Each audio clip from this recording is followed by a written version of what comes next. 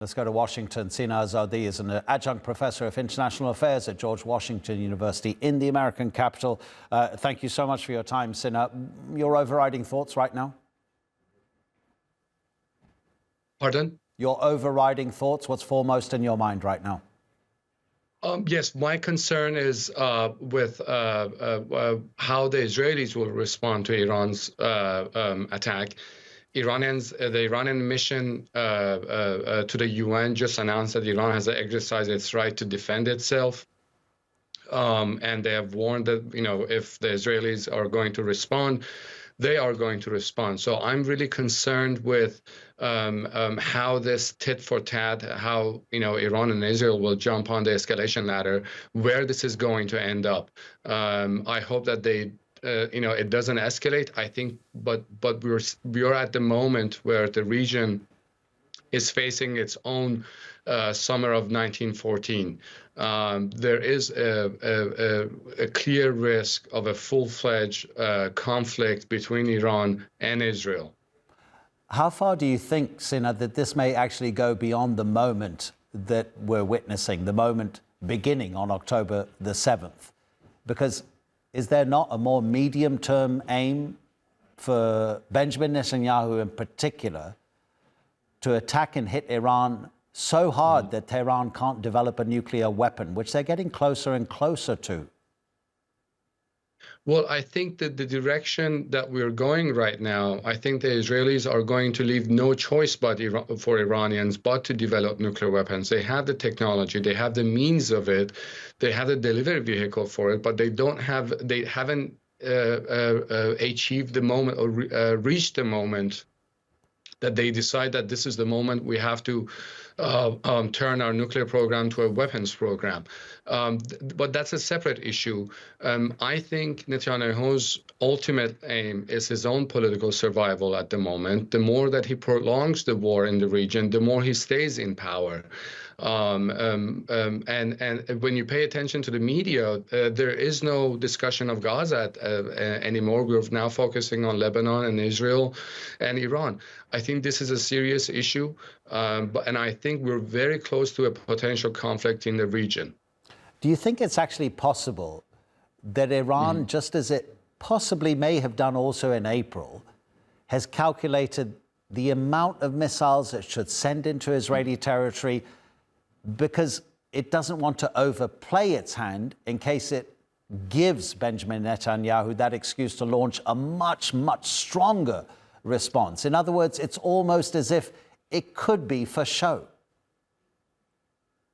I would call it for political messaging because Iranians have already told other parties to the region the timing and the scale of their attack, which means that they're trying to communicate to the other sides that, the scale of their operation.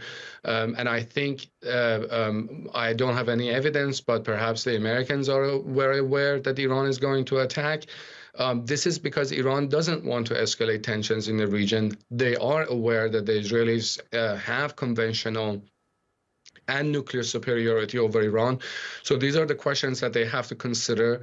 And that's why I think that they're not interested in escalating the conflict further. But it really depends on how the Israelis are going to respond to Iran's attack. Yeah, well, we've seen how Israel's defensive systems operate and how effective they are.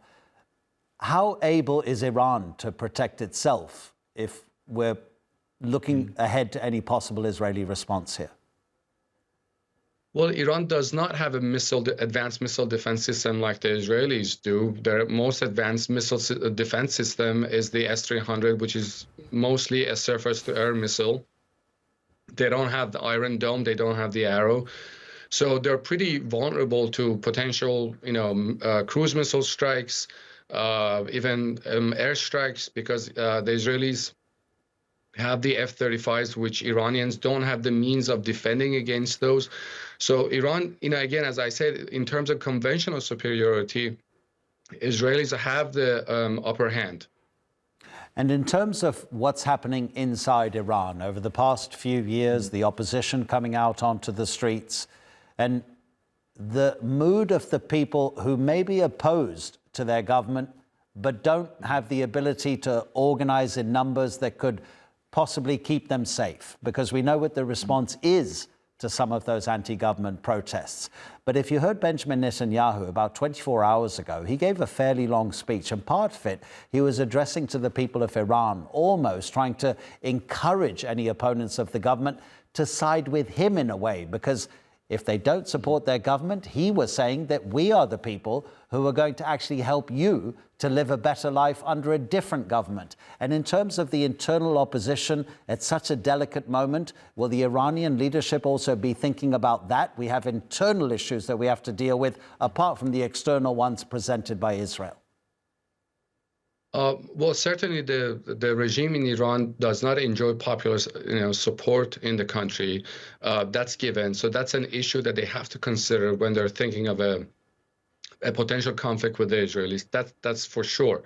But there are two issues here. One, when you look at the prime minister's message, it was in English with English subtitles. Clearly, while he can claim that it was for the people of Iran, but if you're directly speaking to some people, at least you can use Persian subtitles so they can actually understand what you're saying.